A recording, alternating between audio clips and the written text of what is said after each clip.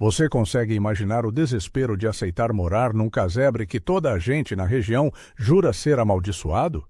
Um lugar que até os mais destemidos evitam, envolto em lendas de gritos e aparições. Pois é, essa não é uma história inventada. É um recorte sombrio e verdadeiro do nosso sertão, mas que aconteceu de fato na Chapada de Diamantina, no ano de 1849.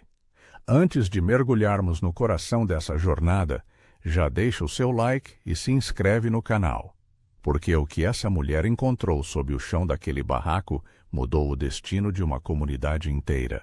Foi um segredo que o tempo e a poeira tentaram esconder, mas que a providência insistiu em revelar. A tarde em Vila da Serra Dourada era um tormento de água e frio. As nuvens desabavam com uma fúria brutal. Não era só chuva, era um dilúvio que transformava as trilhas de terra vermelha em verdadeiros rios de lama. O vento uivava, zombando das frágeis casas de taipa, ameaçando arrancar as portas das dobradiças enferrujadas. Lá estava Aurora Ribeiro de Lira, uma mulher de apenas 30 anos, mas que carregava o peso de uma geração inteira nos ombros. O cansaço era um manto pesado que cobria sua alma.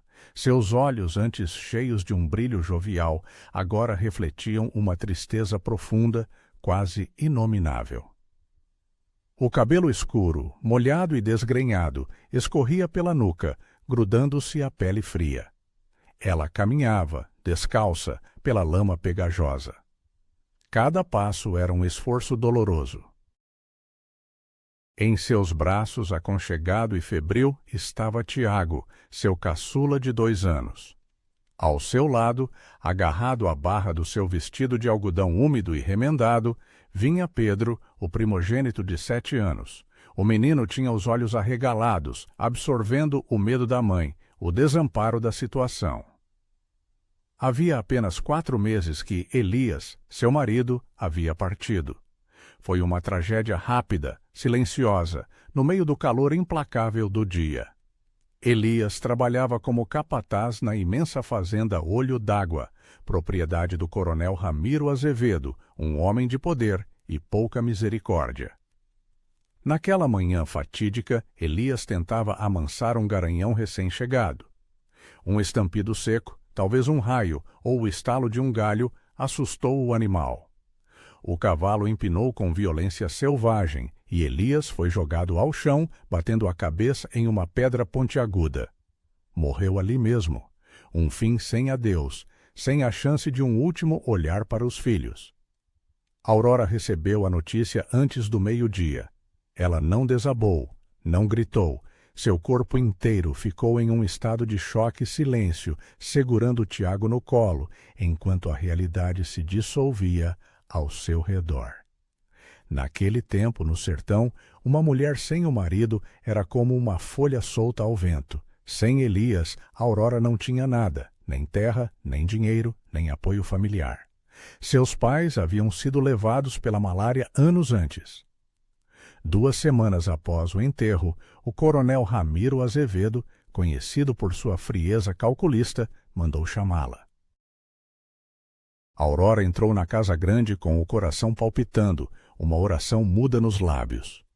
O coronel era um brutamontes de bigodes aparados e olhar gélido. Sentado à sua mesa maciça de jacarandá, ele nem sequer levantou os olhos quando ela entrou. "Coronel, meu Elias morreu servindo a sua fazenda." A voz de Aurora soou mais firme do que ela esperava. Ela apertou a mão de Pedro. Ele foi um trabalhador honesto.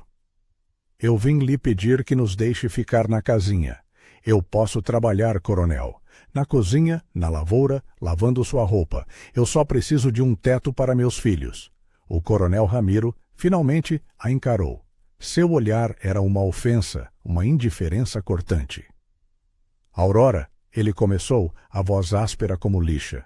"Elias era um bom empregado, sim, mas aquela casinha faz parte da fazenda e eu já tenho um novo capataz a caminho, com a família dele. Eles vão precisar da casa."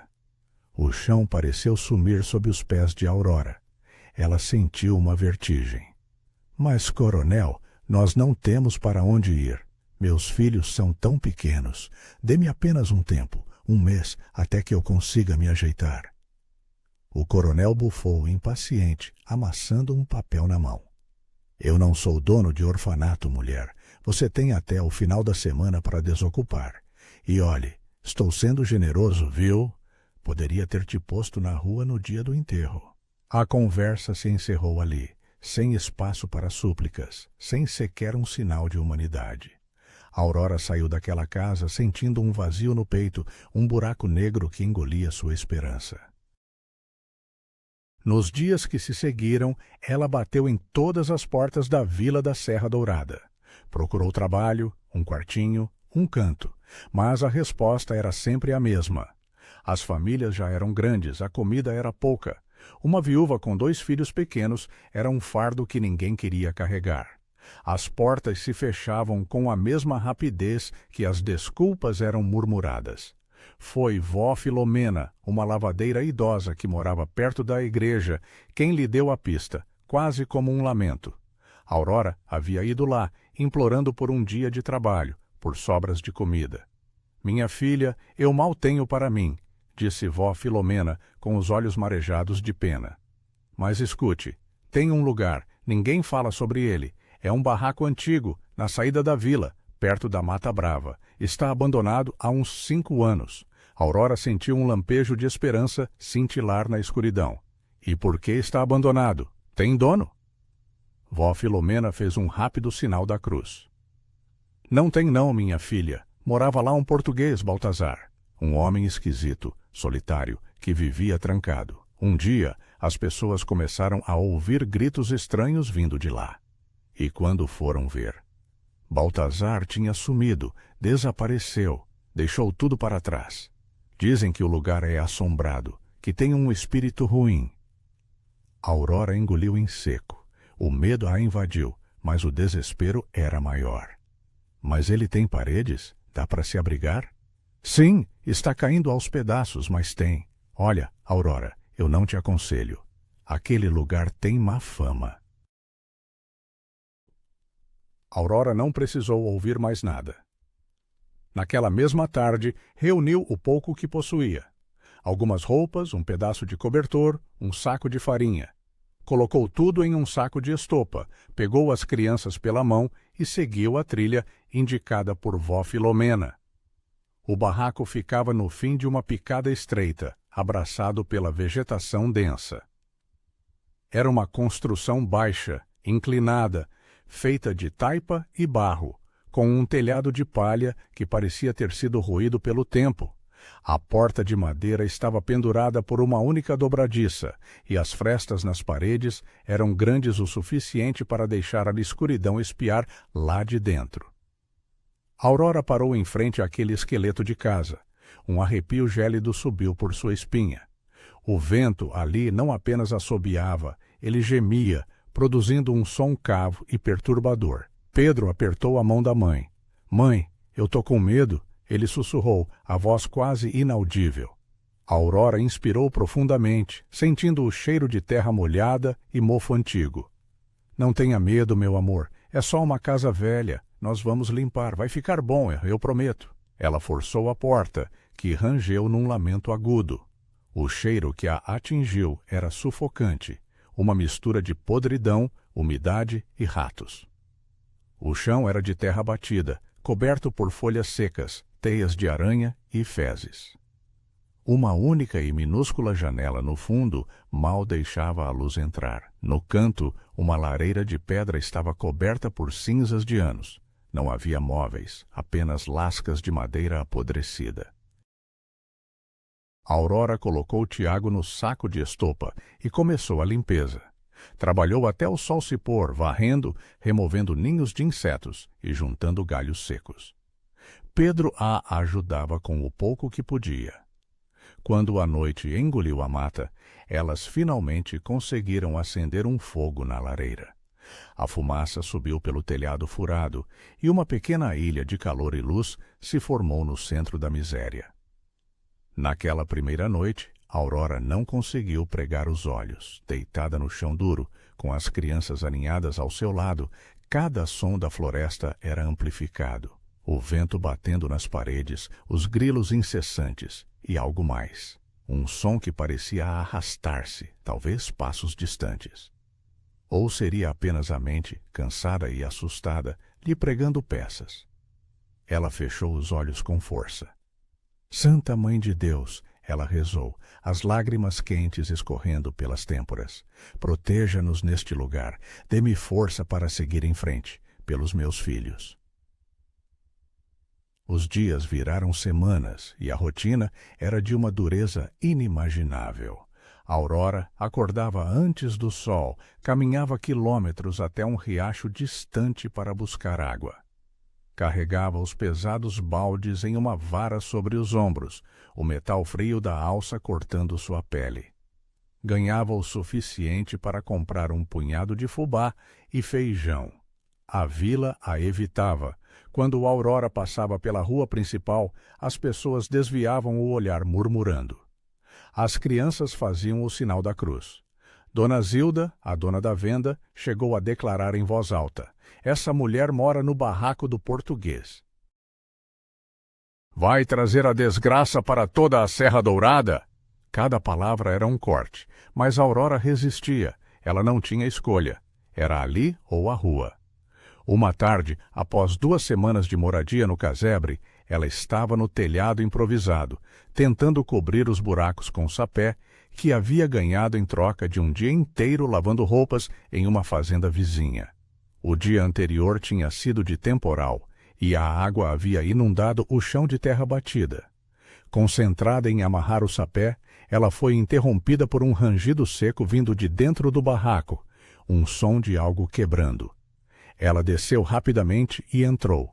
Tiago havia engatinhado até a parede dos fundos e estava batendo as mãozinhas no chão.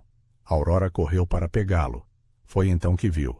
Uma das tábuas do assoalho, no canto mais escuro, estava solta. Não estava assim antes. Seu coração disparou. Com Tiago no colo, ela se ajoelhou e, com a mão livre, empurrou a madeira podre. Ela cedeu facilmente. Abaixo da tábua havia um espaço vazio, uma escuridão que parecia engolir a pouca luz que entrava. Aurora sentiu um arrepio intenso, uma mistura de medo e curiosidade. Ela pegou uma vara para cutucar, temendo cobras ou escorpiões. Mas havia apenas terra e o silêncio daquele buraco escondido. A noite veio devagar, arrastada, densa. Aurora esperou que Pedro e Tiago dormissem, embalados pelo cansaço e pelo crepitar suave do fogo na lareira. Sua curiosidade, aguçada pelo desespero dos últimos meses, era mais forte do que o medo das lendas sobre Baltazar. Ela precisava saber o que se escondia sob o chão. Acendeu uma tocha de palha e se arrastou de volta para o canto da tábua solta. A luz bruxuleante dançava nas paredes, transformando as sombras em figuras fantasmagóricas. Ela removeu mais algumas tábuas ao redor. O buraco se alargou, revelando uma abertura funda, um esconderijo que parecia ter sido escavado com um propósito sombrio, debaixo da fundação do casebre. Com a tocha inclinada, Aurora tateou na escuridão. O feixe de luz alcançou o fundo, e então ela viu um brilho. Não era um brilho comum. Era o reflexo frio e metálico de algo que refletia o fogo. O coração de Aurora disparou, um tambor descompassado em seu peito. A mão que segurava a tocha tremia incontrolavelmente. Ela amarrou uma corda a uma viga do teto, podre, mas firme o suficiente, e desceu para o buraco. Ele não era tão profundo quanto parecia. Tinha a altura de uma pessoa. O chão era de terra dura, compactada. E ali, encostada na parede de barro, estava uma arca de madeira. A arca era pesada, muito pesada.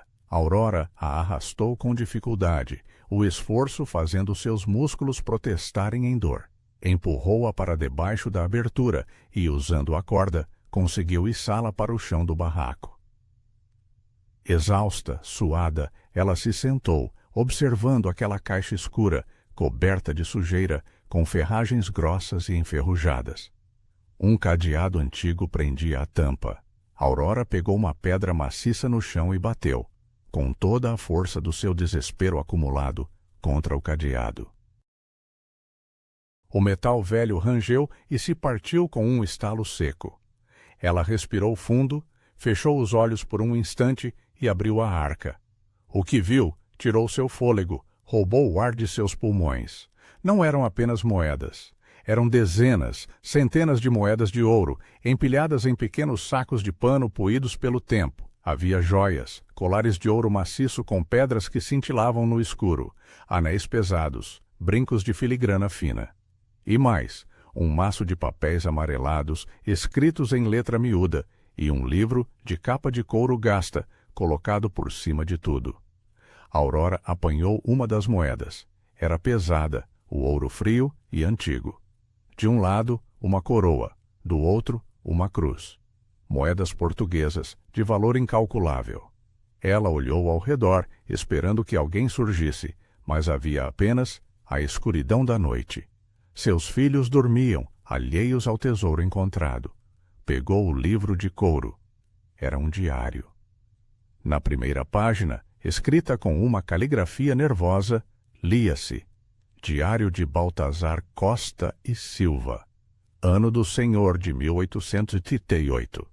Aurora começou a ler e a cada linha seu sangue gelava. Baltazar Costa e Silva era, sim, português, mas não um ermitão. Ele era um contrabandista. O diário detalhava como Baltazar e seus comparsas desviavam o ouro roubado das Minas Reais e o vendiam em segredo. Ao longo de anos, eles haviam acumulado uma fortuna, mas a ganância levou à traição.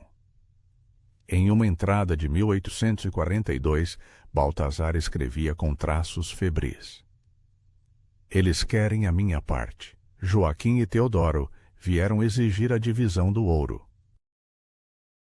Disseram que peguei mais do que me cabia. Ameaçaram-me, mas este ouro é meu. Arrisquei a minha vida. Vou esconder tudo. Eles nunca irão encontrar. As entradas seguintes eram um retrato de paranoia crescente. Baltazar falava em sombras na mata, em passos na escuridão, na certeza de que seus antigos parceiros estavam à espreita, esperando o momento do bote. A última página. A última página. Datada de abril de 1842. A escrita era trêmula e havia uma mancha escura, que parecia sangue coagulado. Eles estão aqui.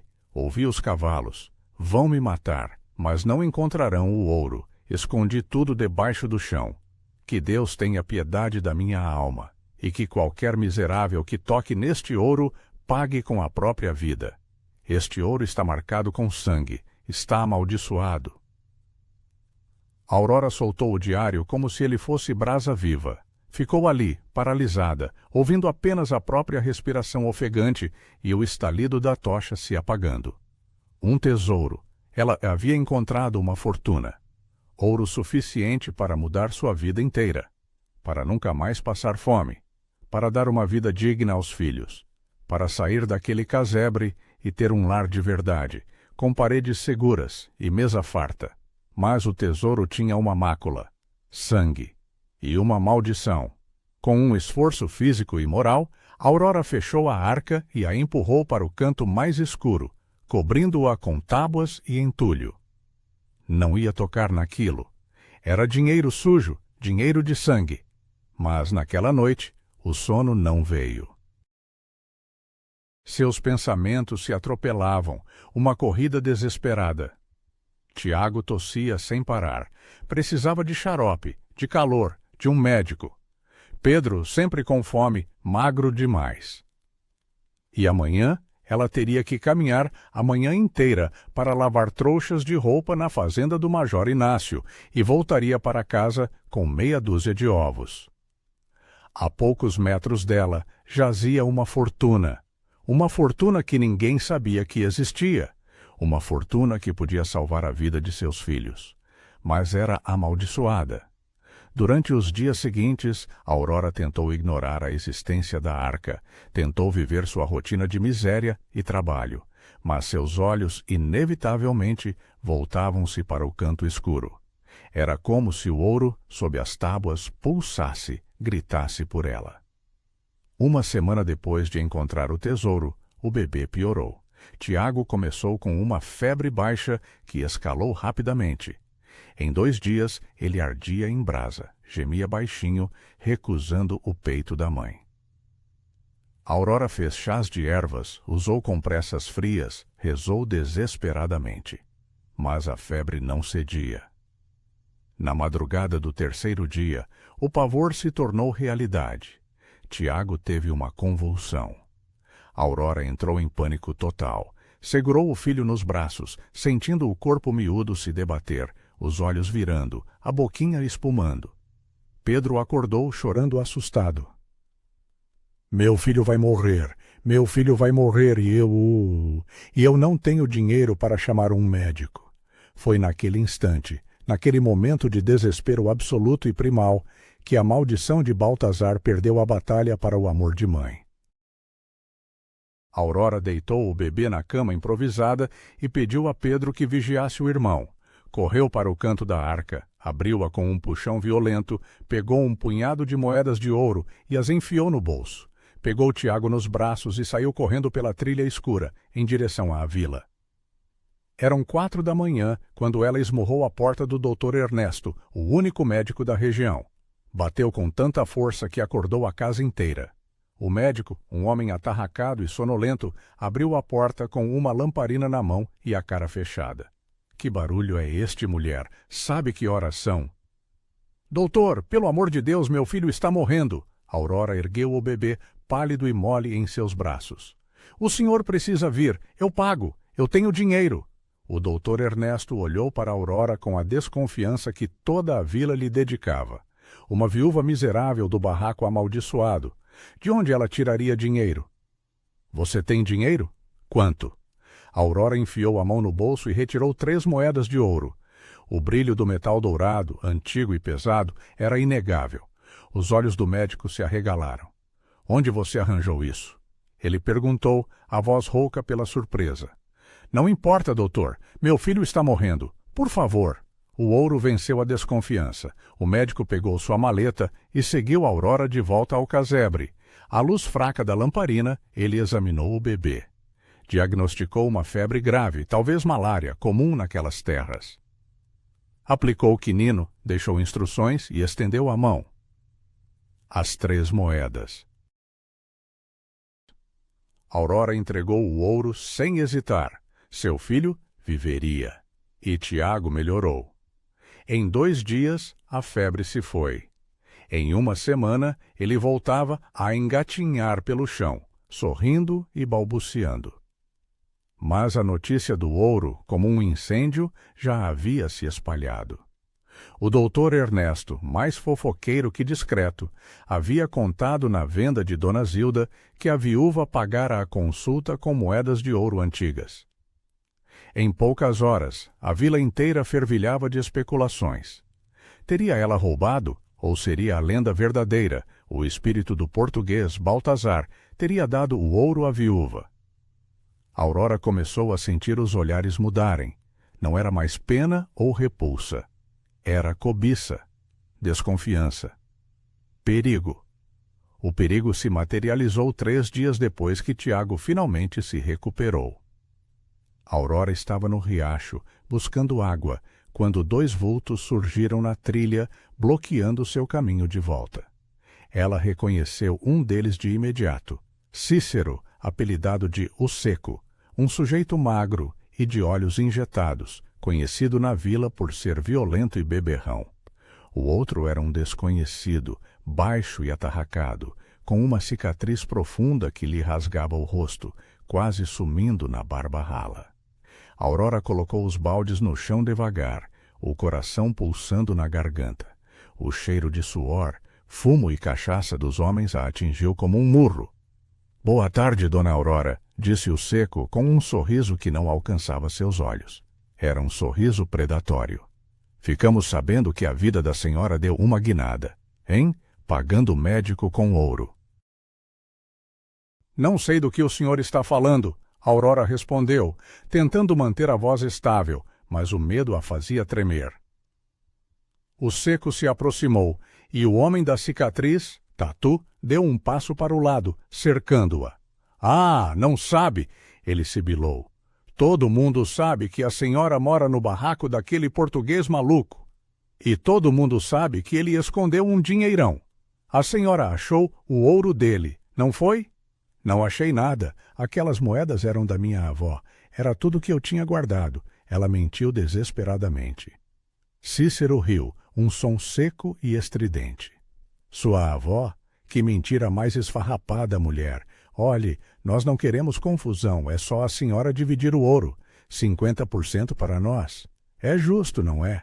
Afinal, podemos proteger a senhora. Tem muita gente ruim por aí que faria mal a uma mulher sozinha com 2 crianças. A ameaça pairava no ar, pesada e inegável. O seco lambeu os lábios. Eu não tenho ouro, e mesmo que tivesse, não o dividiria com bandidos. Foi o que ela disse, movida por uma coragem súbita, impulsionada pelo desespero de proteger seus filhos. O sorriso de Cícero desapareceu. Seu rosto se contorceu de raiva. Ele deu um passo ameaçador. A senhora está cometendo um erro gravíssimo, dona Aurora. Tatu, o homem da cicatriz, puxou a faca do cinto. O brilho da lâmina era terrível. Melhor pensar bem nessa sua decisão, viuvinha. Neste momento de tensão sufocante, uma voz forte e autoritária cortou o ar vinda da trilha. Estes homens estão a incomodá-la, senhora. Todos se viraram. Dom Afonso Vasconcelos estava parado na trilha. Um homem alto, de ombros largos, na casa dos 40, com cabelos grisalhos nas têmporas e vestindo a roupa limpa de fazendeiro rico. Na cintura, ostentava uma pistola. Aurora o reconheceu.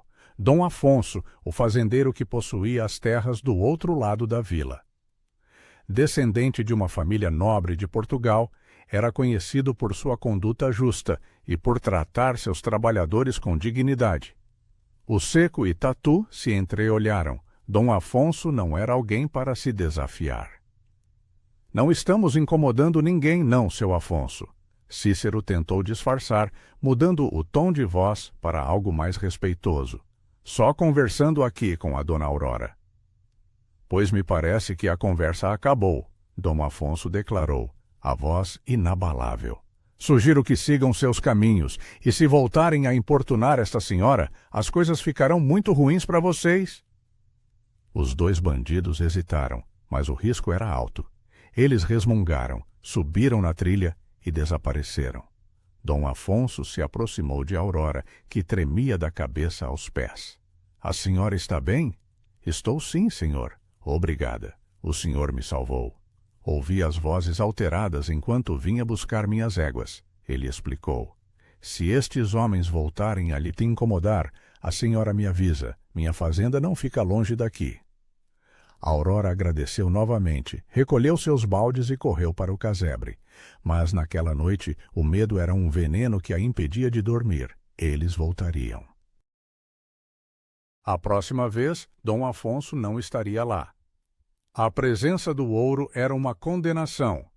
Ela podia viver, alimentar seus filhos, mas estaria para sempre fugindo, sempre olhando por cima do ombro. A maldição de Baltazar não estava no ouro em si, mas na cobiça que ele despertava. Foi então que Aurora tomou a decisão mais difícil, mas mais libertadora, de sua vida. Na manhã seguinte, assim que a névoa se dissipou, ela deixou as crianças com vó Filomena e se dirigiu à igreja. Precisava falar com o padre Josué. O padre era um ancião de costas curvadas e mãos finas, mas seus olhos transmitiam uma bondade infinita. Ele varria a sacristia quando Aurora chegou. — Minha filha, que bom vê-la. Como estão as crianças? — Estão bem, padre, mas eu preciso falar com o senhor. É urgente, é uma confissão, mas não é uma confissão comum.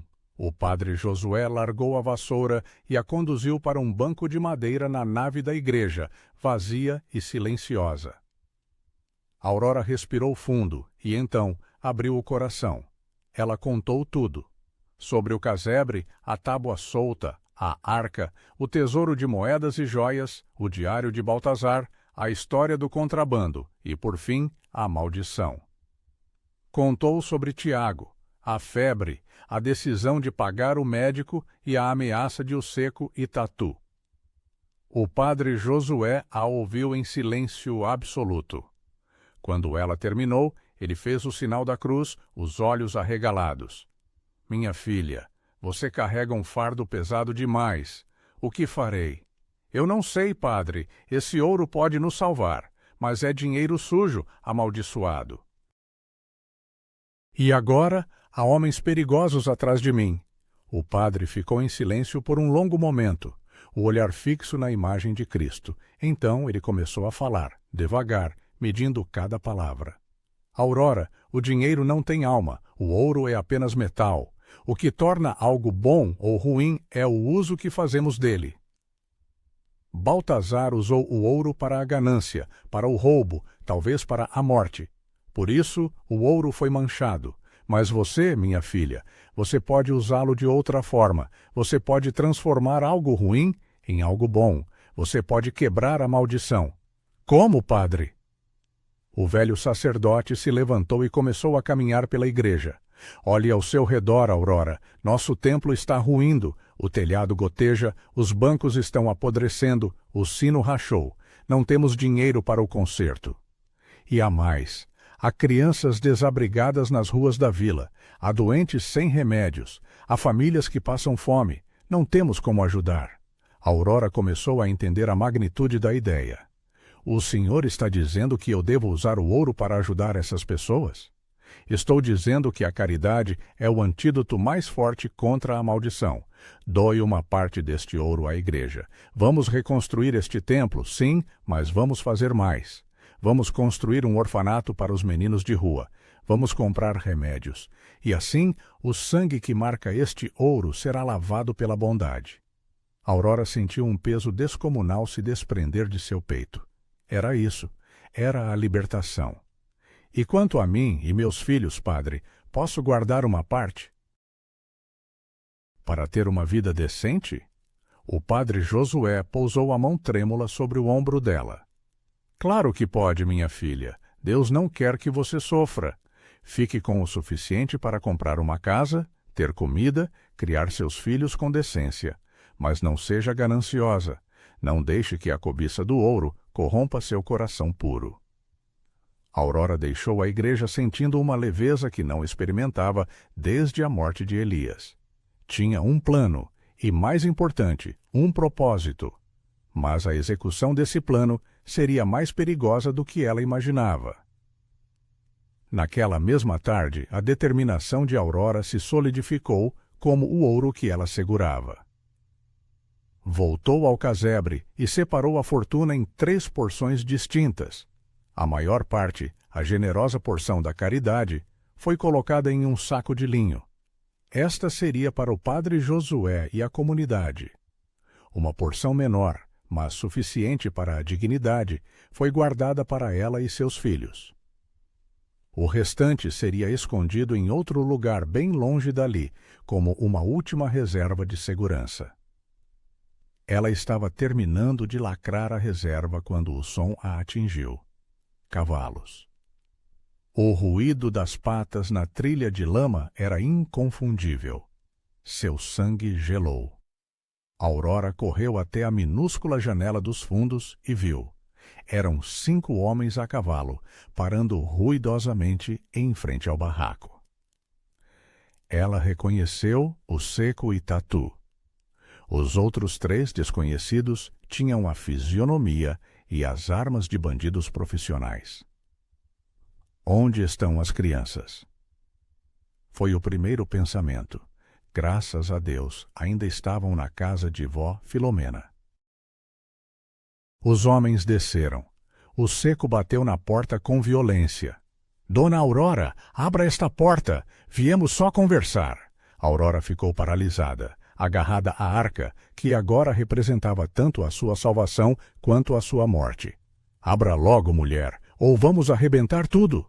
Ela olhou desesperadamente ao redor. Não havia saída. A única porta estava bloqueada e a janela era pequena demais. Foi então que ela ouviu outro som de cavalos, um ruído organizado e forte, e uma voz grave e autoritária, que ela reconheceu de imediato. Saiam imediatamente da propriedade desta mulher, agora! Aurora correu para a janela da frente. Era Dom Afonso, mas desta vez ele não estava sozinho. Havia trazido 6 capatazes armados, homens robustos e experientes que se posicionaram estrategicamente. O Seco se virou, tentando manter a pose. Não estamos fazendo nada de errado, seu Afonso, apenas falando com a dona Aurora. Eu disse para saírem, Dom Afonso repetiu, a voz perigosamente baixa. Não vou me repetir. O momento se estendeu, tenso como uma corda prestes a arrebentar. Os bandidos puseram as mãos nas armas, mas Dom Afonso e seus homens estavam em maior número e pareciam prontos para a luta. 5 contra 7. Cícero, o Seco, cuspiu no chão, a derrota estampada em seu rosto. Isso não vai ficar assim, Afonso. Ele montou no cavalo e partiu a galope, seguido pelos outros. Dom Afonso desceu do animal e se aproximou da porta. Dona Aurora, a senhora está bem? As pernas de Aurora tremiam, mas ela conseguiu abrir a porta. Estou, senhor. O senhor me salvou de novo. Não sei como agradecer. Dom Afonso olhou para ela com seriedade e preocupação. Dona Aurora, precisamos conversar seriamente. Posso entrar? Ela hesitou, mas a recusa era impossível. Fez um gesto para que ele entrasse. Dom Afonso entrou, seguido por 2 de seus capatazes, que ficaram na porta. Seus olhos percorreram a pobreza do casebre, a terra batida, e pararam na arca aberta no chão, nas moedas de ouro espalhadas. Então é verdade, ele disse sem julgamento. A senhora encontrou o tesouro de Baltazar. Aurora abaixou a cabeça. Encontrei, sim, senhor. Dom Afonso suspirou, um peso na voz. A senhora está em perigo mortal. A notícia do ouro não atrai apenas ladrões. Atrai assassinos. Não será só o Seco que virá. Virá gente pior, bandidos de verdade. O ouro é uma condenação para quem está sozinho. Eu sei, ela respondeu, contando-lhe seu plano com o padre Josué. Doar a maior parte para a igreja, para o orfanato, ficando apenas com o suficiente para uma vida digna. Dom Afonso a ouviu até o fim. É um plano nobre, dona Aurora. Mas os bandidos não acreditarão na doação. Pensarão que a senhora escondeu o restante. Continuarão vindo atrás da senhora e de seus filhos. Eles não desistirão. O desespero retornou. Então o que eu faço, Dom Afonso? O que eu faço para proteger meus filhos? Dom Afonso ficou em silêncio por um longo e dramático momento, observando o reflexo das chamas nas moedas. Ele parecia tomar uma decisão que mudaria sua própria vida. Eu tenho uma proposta para a senhora. Sei que parecerá estranha, considerando o quanto mal nos conhecemos. Sua voz estava tensa, mas firme. Eu sou viúvo há 10 anos. Minha esposa morreu de febre amarela pouco depois que viemos de Portugal. Não tivemos filhos. Vivo sozinho em uma fazenda imensa, com mais terra do que consigo cuidar. Tenho uma casa grande e vazia. Tenho dinheiro, mas não tenho família. Aurora sentiu seu coração acelerar. Ela começou a entender. A senhora é uma mulher honrada e corajosa. Isso eu vejo. É uma mãe dedicada e está em perigo. Minha proposta é esta: case-se comigo. Não por amor. Ainda não, pois mal nos conhecemos, mas por conveniência mútua. O ar no casebre ficou denso. Aurora não conseguia respirar. Casar de novo? Eu lhe dou proteção, dona Aurora. Um lar, segurança imediata. Seus filhos terão uma vida boa e um nome respeitado. E em troca, ele concluiu, olhando-a nos olhos, a senhora me dá companhia, uma família, alguém para dividir a vida solitária. Aurora estava muda. O choque era avassalador. Sei que é muito para processar. Dom Afonso continuou, a voz mais suave. Não peço amor romântico, peço uma parceria honesta, um acordo que pode salvar a sua vida e a de seus filhos. E o ouro? Aurora conseguiu perguntar, a voz rouca. O ouro é seu, Faça o que planejou. Doe para a igreja. Use-o para o bem. Eu não quero nada dele. Tenho minha própria fortuna. Havia sinceridade, bondade e uma profunda solidão nos olhos daquele homem. Eu preciso pensar, ela disse. Pense, mas não demore, Dona Aurora. Os bandidos voltarão. Dom Afonso saiu, deixando 2 de seus homens a montar guarda ao redor do casebre. Aurora permaneceu sentada no chão, segurando o diário de Baltazar. Olhou a última página para a maldição escrita em letras trêmulas. Que qualquer miserável que toque neste ouro pague com a própria vida. Mas Aurora não ia pagar com a vida. Ela ia transformar aquele ouro em esperança. 3 dias depois, ela aceitou a proposta. O casamento foi simples, discreto, celebrado na igreja pelo padre Josué, com vó Filomena e os capatazes de Dom Afonso como testemunhas. Aurora usava um vestido simples, mas limpo, que vó Filomena havia emprestado. Pedro e Tiago estavam ao seu lado, limpos e com roupas novas que Dom Afonso havia comprado. Quando o padre os declarou marido e mulher, Aurora sentiu um alívio avassalador, como se um peso de toneladas fosse retirado de suas costas. Ela não o amava, ainda não, mas confiava nele. Mudaram-se para a fazenda Vasconcelos no mesmo dia. A casa era uma construção imponente de pedra e cal, com um telhado de telhas portuguesas e uma varanda ampla. Havia móveis de verdade, camas com colchões macios, uma cozinha aconchegante. Os meninos corriam extasiados. Nunca tinham visto tanta beleza. Na primeira noite, na varanda, sob um céu coalhado de estrelas que pareciam mais brilhantes, Aurora sentou-se ao lado de Dom Afonso. Obrigada, ela murmurou, por tudo. Dom Afonso apenas assentiu. A senhora fez a escolha certa, Aurora, e eu também. Nos meses que se seguiram, a vida de Aurora se transformou radicalmente, como se a luz do sol tivesse repentinamente invadido uma masmorra. Ela não precisava mais carregar baldes d'água, não sentia mais a dor da fome. Havia fartura na mesa todos os dias, roupas limpas e uma cama macia que lhe permitia, pela primeira vez em anos, um sono sem sobressaltos. Os meninos, Pedro e Tiago, floresceram. Ganharam cor, peso e voltaram a rir com a despreocupação que era direito de toda criança. Aurora, no entanto, não se esqueceu de sua promessa. Fiel à sua palavra e ao plano traçado com o padre Josué, ela entregou a Dom Afonso o saco de linho contendo a maior parte do ouro, pedindo que ele o entregasse ao sacerdote como uma doação anônima. O padre Josué colocou o ouro para trabalhar. A velha igreja, antes em ruínas, foi completamente restaurada. O telhado, o piso, os bancos, tudo foi renovado. Um sino novo foi comprado e sua melodia clara e potente ecoava pela vila da Serra Dourada a cada domingo. Mas a maior obra de caridade veio a seguir. Com o ouro de Baltazar, o padre construiu um orfanato ao lado da igreja. Uma casa grande, com refeitório, dormitórios aquecidos e uma sala de aula. Em poucos meses, 15 crianças órfãs ou abandonadas tinham um lar seguro, comida e educação. Aurora também usou uma parte da sua porção para fundar um pequeno hospital na vila. Era uma construção simples, mas essencial. 3 quartos, remédios básicos, camas limpas e uma enfermeira para cuidar dos doentes mais pobres que não podiam pagar a consulta do Dr. Ernesto. A comunidade inteira se transformou. As estradas, antes intransitáveis, foram melhoradas. Uma ponte sólida foi erguida sobre o rio, facilitando o comércio.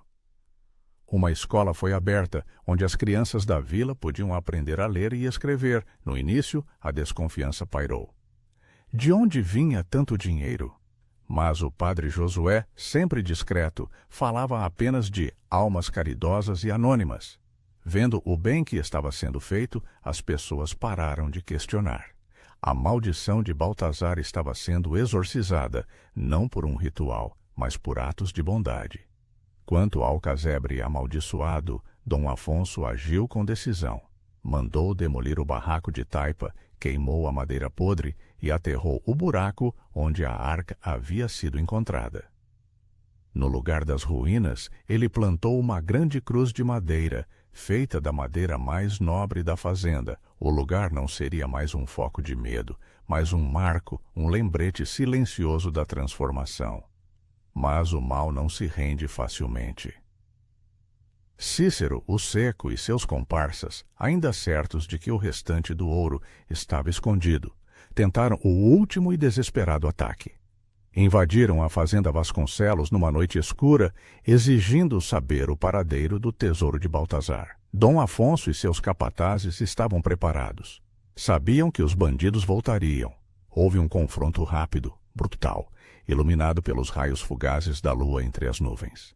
Gritos, o cheiro de pólvora, o som de tiros e o relinchar dos cavalos. A luta foi curta. 2 dos bandidos tombaram mortos.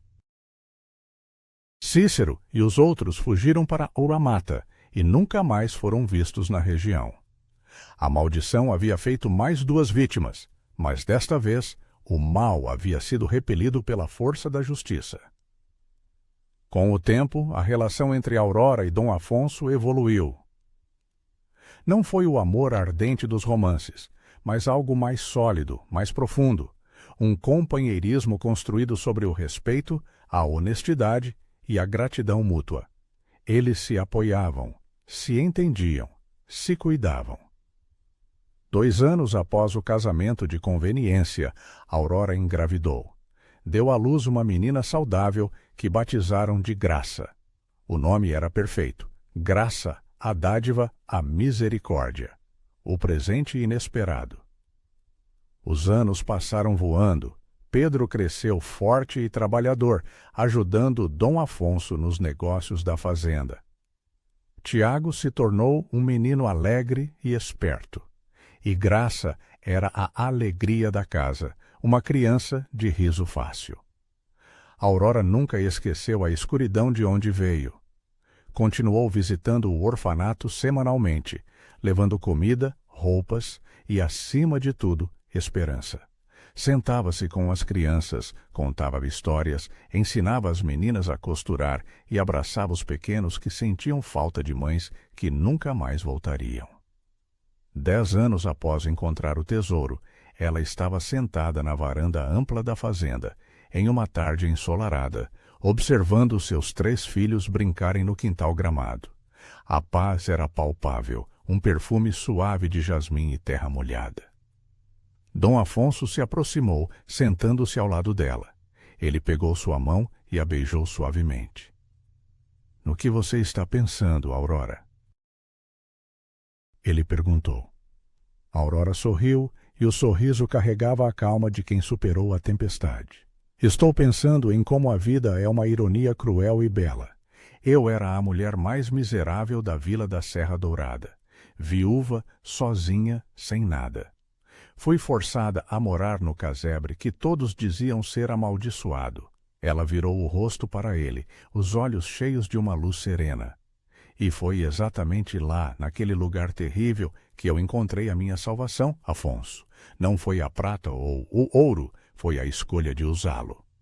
Não foi o ouro que salvou você, minha Aurora. Dom Afonso corrigiu com carinho. Ele apertou a mão dela. Foi a sua coragem. Você poderia ter fugido com tudo. Poderia ter pensado apenas em si mesma e ninguém a culparia. Mas você escolheu o bem. Você escolheu a caridade. Talvez, ela disse pensativa, mas às vezes ainda penso em Baltazar, o homem que escondeu aquela fortuna. Ele morreu sozinho, assassinado pela sua própria ganância. E para quê? Por um ouro que ele nunca pôde usufruir. É um lembrete, Aurora.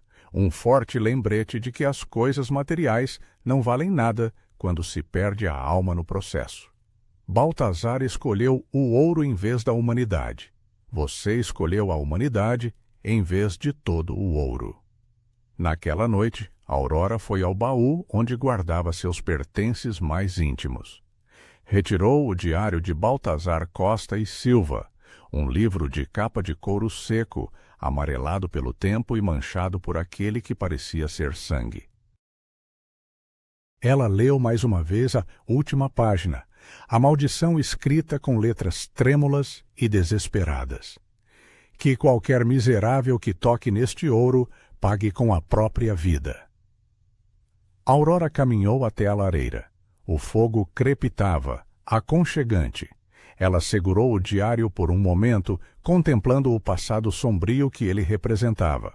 Então, com a força de sua fé e suas escolhas, ela o jogou nas chamas. O papel seco pegou fogo rapidamente. As páginas amareladas se retorceram e se consumiram, transformando a história de ganância e morte em cinzas leves. A maldição estava quebrada, não por magia, mas por um ato de vontade, pela decisão de transformar o mal em bem. 15 anos depois de Aurora Ribeiro de Lira ter chegado àquele barraco abandonado, a Vila da Serra Dourada era um lugar irreconhecível. A igreja era um farol de fé e arte. O orfanato abrigava mais de 30 crianças. O pequeno hospital atendia dezenas de pessoas a cada mês. A escola educava as novas gerações. Havia prosperidade, havia comida nas mesas. Acima de tudo, havia esperança nos corações. Tudo isso havia começado com uma mulher desesperada. Uma tábua solta, um tesouro amaldiçoado e uma escolha: fazer o bem em vez do mal. Aurora viveu até os 70 anos. Quando morreu, serenamente, rodeada por filhos, netos e bisnetos, a vila inteira compareceu ao seu enterro. O padre Josué, já muito idoso e frágil, celebrou a missa. Suas lágrimas escorriam enquanto falava sobre a mulher extraordinária que transformou uma comunidade inteira com sua bondade radical. Na lápide de Aurora, Dom Afonso mandou gravar uma frase simples, mas eterna. Ela transformou o ouro em graça. E anos depois, quando as pessoas perguntavam sobre a origem da prosperidade da Serra Dourada, os mais velhos contavam a história. A história da viúva que aceitou morar no lugar que ninguém queria. A história do tesouro escondido. A história da maldição que foi desfeita, não por feitiçaria, mas pela força inabalável do amor ao próximo. E a história sempre terminava com a mesma verdade profunda. Às vezes, os lugares mais sombrios guardam as maiores bênçãos. Basta ter a coragem de cavar fundo. Aurora Ribeiro de Lira encontrou naquele barraco muito mais do que ouro. Encontrou propósito, coragem e a redenção. A verdadeira riqueza não estava nas moedas de Baltazar, mas na força que ela teve para transformar a sua dor em generosidade. Isabel nos ensina que o valor de um ser humano não se mede pelo que ele possui, mas pelas escolhas que faz quando ninguém está olhando. Quantas vezes em nossas vidas nós evitamos as oportunidades que vêm disfarçadas de dificuldade? Quantas vezes damos as costas para os barracos que, na verdade, contêm a chave da nossa maior transformação? Aurora foi forçada pelas circunstâncias a aceitar o inaceitável. E foi essa rendição ao inevitável que abriu as portas para o seu destino. Ela pegou algo marcado pela ganância, pela violência, e o transformou em vida, esperança e futuro. Ela pegou a maldição e a transformou em bênção. Você não precisa encontrar um baú de moedas enterradas para mudar o mundo. Você só precisa ter a coragem de fazer o bem com o que você já tem, onde você está. A verdadeira maldição não estava no ouro. Estava na ganância, na incapacidade de ver a humanidade além do material. Baltazar morreu sozinho porque escolheu o ouro em vez de laços humanos. Aurora viveu cercada de amor e morreu chorada pela comunidade inteira porque escolheu as pessoas em vez do ouro. Essa é a diferença entre uma vida amaldiçoada e uma vida abençoada. Não o que você tem, mas o que você faz com o que tem. Que a história de Aurora inspire você hoje. Que ela lhe dê coragem para enfrentar seus próprios barracos. Que ela o lembre de que a transformação é sempre possível. Porque, às vezes, o lugar que ninguém quer é exatamente onde você precisa estar. E a vida que você sonha pode estar esperando do outro lado do seu maior medo.